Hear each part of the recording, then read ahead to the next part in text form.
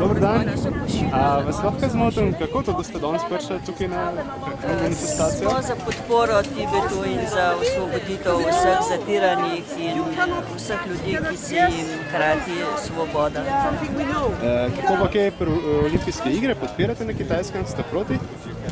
Jaz sem že dala V izjavo. bistvu nimam kakšnega pretresljivega mnenja okrog tega. Mi smo pa prišli podprti Tibetance v njihovih prošnjah za osnovno pravico, da bivajo na svojem ozemlju. Kaj pa olimpijske igre na Kitajskem?